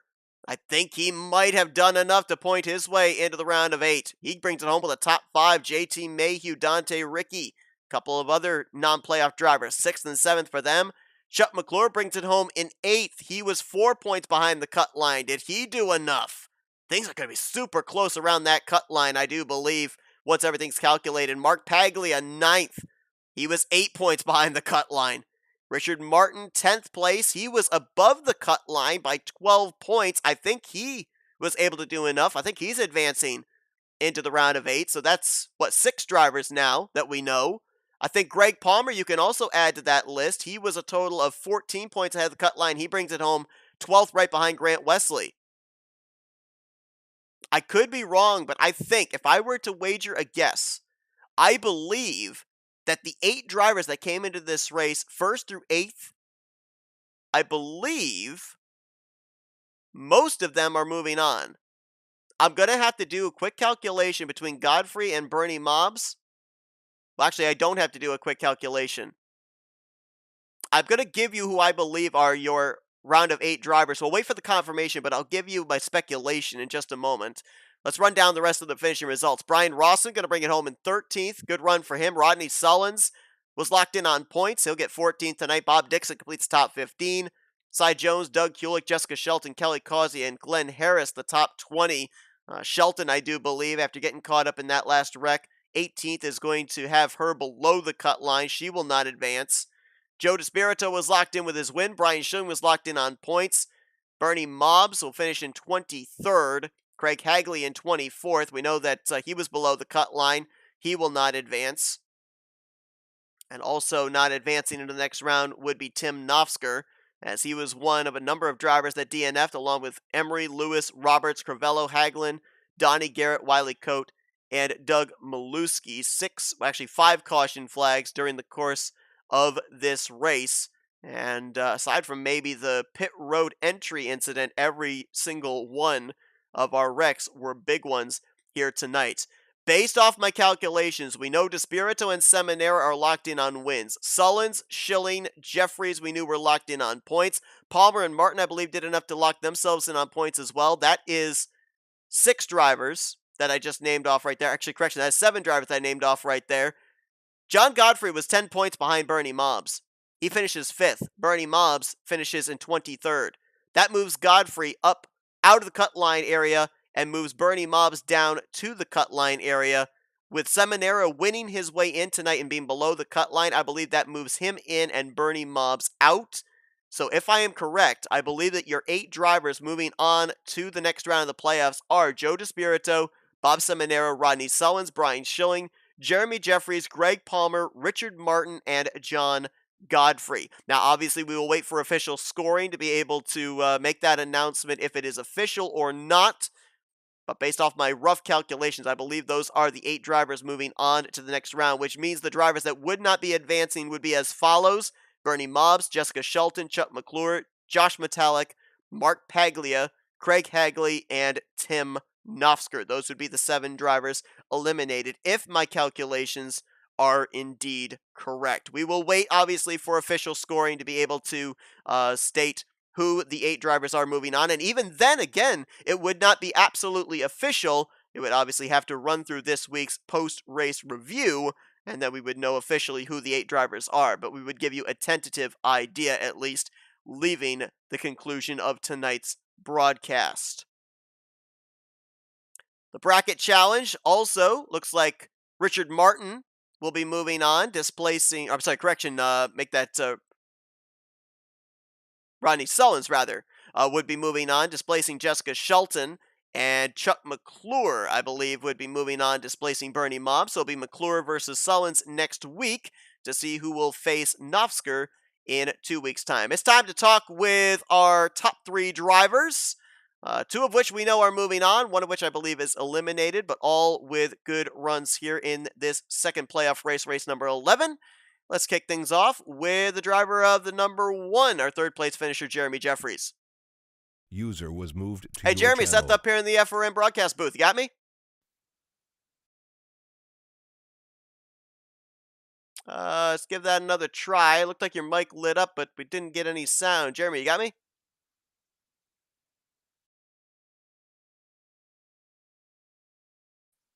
All right, looks like we're having an issue. Hello? Oh, there we go. We got you. Can you hear me now? Yes, we do. We got you here, Jeremy. So obviously, we were up here in the booth. We had the luxury of being able to look at all the points and errors and everything. It looked like by the time we got to around halfway, enough drivers back in the garage area, you were locked into the round of 8 on points. Did you know that, and did that kind of play into any factor of how aggressive you were on this one-lap shootout to maybe get some more bonus points going into the second round of the playoffs? Really, I just wanted a good finish to make sure I stayed in that top 8 in points. So obviously, we were kind of trying to figure out up here whether or not the race was going to end under yellow, whether we were going to get that one-lap shootout. I mean, we talked about the fact that this track last year, you ended up going to victory lane 3 times in a row, a very impressive streak. So far here tonight, coming into this season, a 0 in the win column. So if push came to shove, how aggressive were you going to be to try to get that checkered flag? Or as you said, were you just going to kind of lay back, at least get a podium finish or a top 5, try and make sure you didn't tear up any equipment? Well, I had enough opportunities to tear up stuff this race, so I was just happy to be up there. I got a second last week and a third this week, so I like I said, it was all about the points this round. I had a little bit of a cushion to work with, and I wanted to keep it. Yeah, obviously, as you said, back-to-back podium finishes here in this first round of the playoffs. So, does the mentality stay the same going into that round of 8? Do you just look for those consistent finishes to get into the round of 4? Obviously, much more limited space in that final round, or do you think it is going to take a win, maybe even next week, to lock yourself into that final 4 to give yourself enough of a cushion, enough breathing space in preparation for the second elimination race? Next week, I'm going for the win. We'll have to reevaluate whatever happens at that track and see what I got to do for the following race. But yeah, the win's what I need. I feel like I need anyway. Well, a great way to start out the playoffs. Back-to-back podium finishes. Second last week, third place here tonight. Lock yourself into the playoffs next round, the round of 8 via points. And we look forward to seeing what you're able to do in that upcoming round of 8 starting next week. Jeremy, though, before we let you go, the floor is yours for thank you, sponsors, and shoutouts. Oh, thank you to Jason Check and 260 Motorsports for helping put these broadcasts on. You and whoever joins you from time to time for putting on the broadcast to FRN. Bones and Prime, the owners, all the admins, all the drivers, my XFM teammates, family, friends, and everybody out there watching. Jeremy Jeffries, he advances into the next round of the playoffs. Third place here tonight under the lights at Burnt Screwdrivers Raceway. Best of luck in your preparation for the next round. Congrats on the great run tonight. Thanks, Seth. See if we can out get of your channel. the driver of the 39. We're still waiting for the points calculations to take place here, but tentatively, just based off of my rough math, I believe Metallic is just short, but he gave it a heck of a try here tonight. Let's see if we can dial up the runner-up finisher. User was moved. Hey, Josh, to your Seth channel. up here in the FRN booth. You got me? I got a copy. Yeah. Man, I'll tell you what, very exciting right down to the end here in the first elimination race of the season. You came into this one below the cut line, not necessarily in a must-win situation, but as we got closer to the end of the race with the drivers around you, it was looking more and more like you needed to put this thing in victory lane. Boxed in a little bit there off of turn 4. Was there anything you could have done to make some room, try and get to the outside, or maybe even the inside of that 712 and nab that checkered flag? Yeah, I knew Bob wasn't going to get up the low side to let me sneak underneath him. So my only option was to just push, push, push and try to push us both clear of the middle lane. And coming out of turn four, I was probably a foot or two short of it. I want to move up anyway and just root Jeremy out of the way, but I knew that'd probably cause a wreck. So sometimes you just have to live with the circumstances. And I could not get to the high side. Didn't want to wreck the field trying to do so. Stuck with Bob because there's nowhere else to go. But Bob did a great race.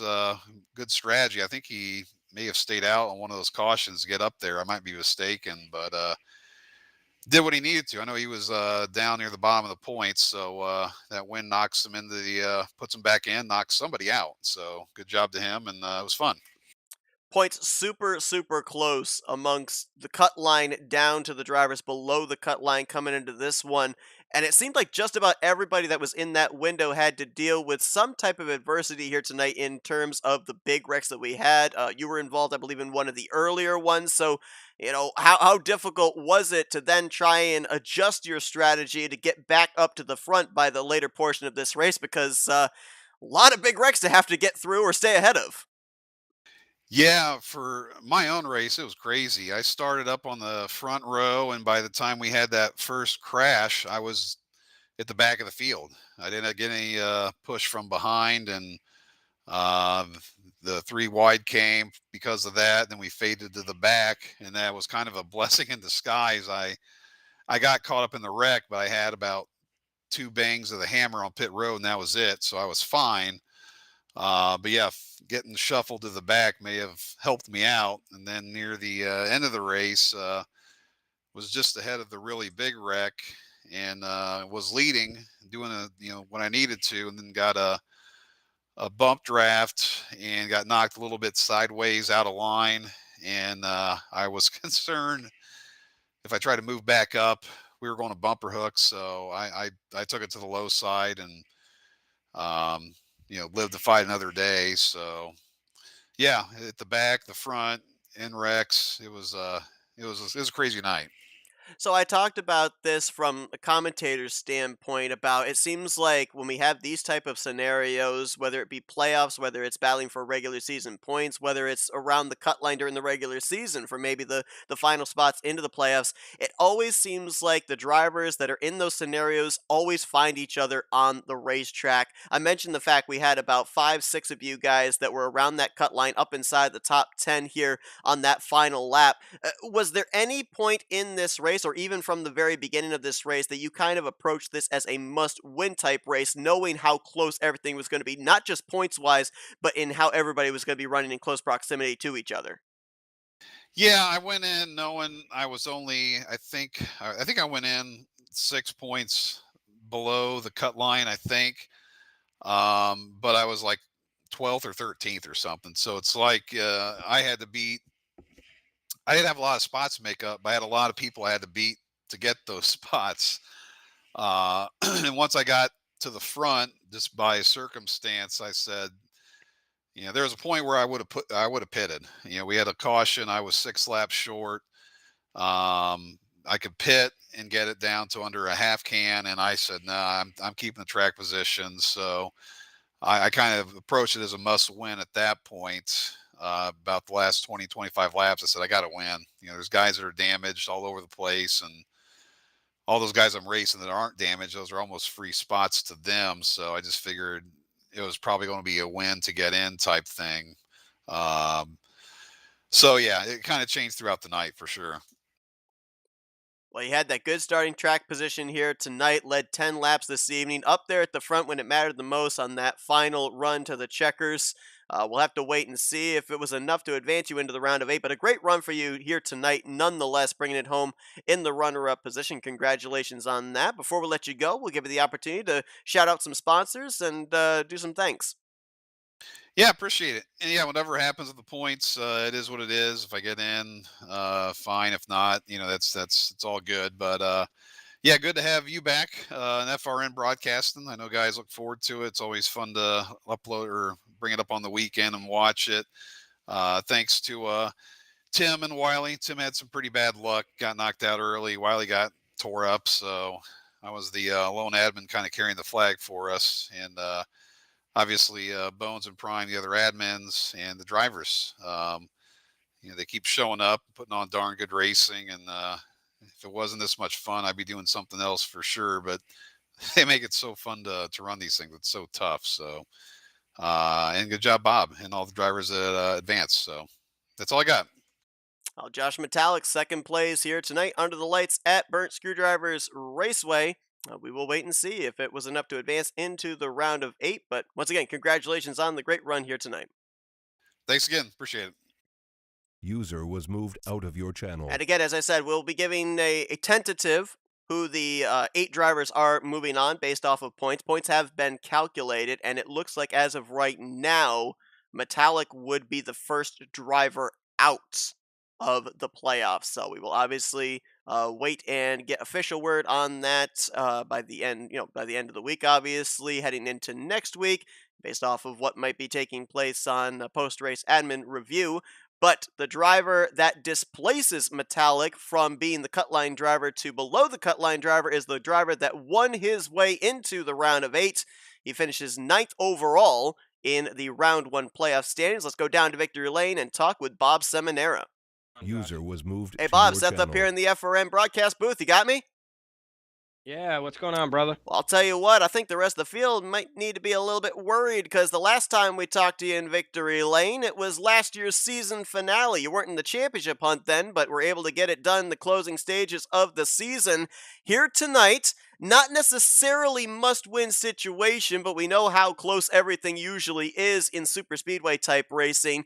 You had a strategy call there at the beginning of the race that seemed to have you up there near the end in the closing stages of this race.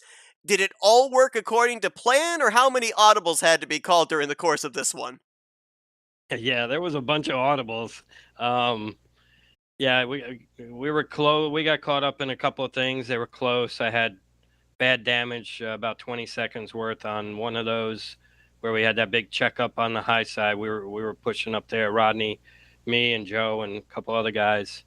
But yeah, no, the strategy changed a couple of times, and then yeah, I had to win. There were too many other scenarios that I couldn't be worried about, so I was going for the win.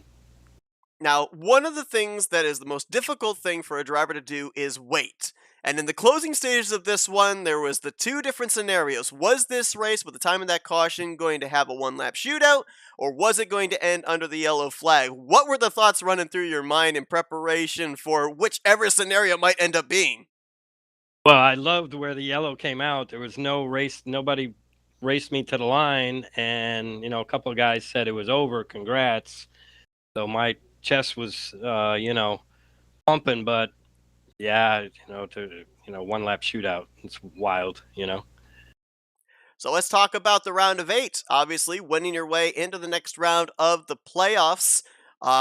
Preparations for that. I mean, do you look at maybe next week looking for back-to-back here on the season, getting a little bit of breathing space in preparation for the next elimination race? Are you just looking for consistency next week to give yourself a cushion? Like, do you have a strategy already prepared for Talladega and the first race of the round of 8? I'll probably be looking for a top 5.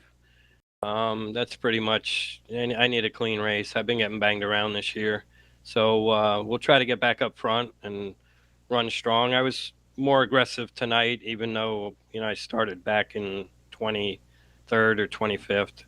But I went high side several times, had some good help. And Dante cut me a break there towards the end where he had the middle line, and I stayed on the bottom. But yeah, I'll probably win, or top 5 would be nice. Yeah, the last couple of races, unfortunately, we weren't able to cover them here on FRM, but they've been very interesting in terms of what a driver has had to prepare for. You go back 2 weeks ago here to BSR, ended up having 2 rounds of green flag pit stops for the first yellow and then had a couple more yellows afterwards. You go to last week at Talladega that we're going to next week, and you guys didn't have a caution till lap 59. It was really all about execution on pit road for majority of that race. So what's your thought process for next week? Where do you think we're going to be? Are we going to be on pit road being the major difference maker again for the round of 8 playoff contenders, or do you think that we'll maybe see a couple more cautions break things up in terms of pit strategy? Yeah, I don't know. I would guess it'd be pit road. I mean, those 2 you didn't cover. Yeah, I got banged or going on pit road and got slowed up, lost the draft. I ended up speeding on pit road because of that, and then I ended up getting wrecked to bring out that only yellow last week. But yeah, it a lot of times comes down to pit road, so we'll just have to see. Absolutely. Well, congratulations on the job well done here tonight, winning your way into the round of 8. Again, as I mentioned, I think this might be a driver to keep an eye on, folks, heading down this home stretch. As he was the winner of last year's season finale, and he might be looking to get another championship in the Talladega Challenge Series. But good luck in preparation for that upcoming round of 8. Congratulations on the win tonight. Before we let you get back to your celebrating, though, the floor is yours for thank you, sponsors, and shoutouts. Yeah, thank you, Seth. I'd like to thank RTG, the owners, and all the admins that do everything, and you guys at FRN, Mobs Motors, Bernie's Paints, um, LCQ, FTMF, and we just keep doing it. I had a lot of help out there at different times tonight, and so I appreciate that. And we'll see you Bob's next week. Absolutely. Bob Seminara, he's your winner here tonight in the first elimination race of season 60 of the Talladega Challenge. He will join 7 others in the next round of the playoffs. Best of luck and congratulations on the win tonight. Thank you. Have a good week, Seth. User was moved I out of mentioned your about the fact channel. that Bob Seminara was the winner of last year's finale. Let's remind everybody that the season finale is not a one and done. Whoever wins the championship. It is a 2-race final round. 2 races for the first round, 2 races for the second round, the round of 8, and then 2 races for the final 4. Seminara, yes, he won last year's season finale, but Grant Wesley won the week before. It came down to 2 points for the championship. Wesley over Seminara. Wesley is not in the playoff field here this season. Seminara may be looking to get that 2-point redemption en route to the championship here this season. All right, well, tentatively, these are officially the 8 drivers moving on to the next round of the championship battle. Joe DeSpirito and Bob Seminara have locked themselves in via wins.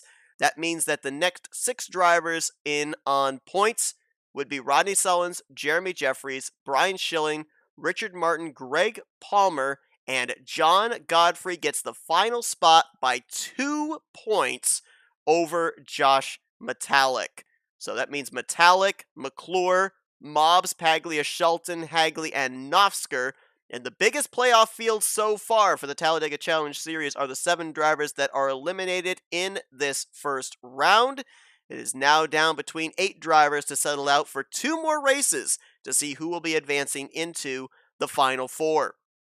You could win your way in. At least 2 drivers will point their way into the final 4, and it all kicks off next week when we're back here next Thursday night for the Talladega Challenge Series at Talladega Super Speedway, setting us up maybe for some very interesting scenarios for who will be in the championship for the final 2 races in the final round of the championship battle. We appreciate everybody that tuned into our coverage here tonight. Hope you guys enjoyed it. If you did, again, be sure to give this video a like, subscribe if you are not already, and hit the bell notification to be notified when we go live here on FRN. We'll be coming to you next Saturday night, as we're going to be bringing you coverage of the Talladega Nights Shake and Bake Series, race number 2 of their 5th season. And then again, we'll be back here Thursday night, following week, for the continuation of the playoffs here for Season 60 of the Rolling Thunder Gaming Talladega Challenge Series. Thank you all for tuning in tonight. I've been Seth Cole, and enjoy the rest of your Thursday evening. You've been watching another broadcast courtesy of FRN, the Flatout Racing Network. This broadcast is the copyrighted work of Flatout Racing Network and may not be rebroadcast, retranslated, or used in any form without the express written consent of Flatout Racing Network and iRacing.com Motorsports Simulations. Flatout Racing Network would like to thank you for your support, and we hope you enjoyed tonight's broadcast.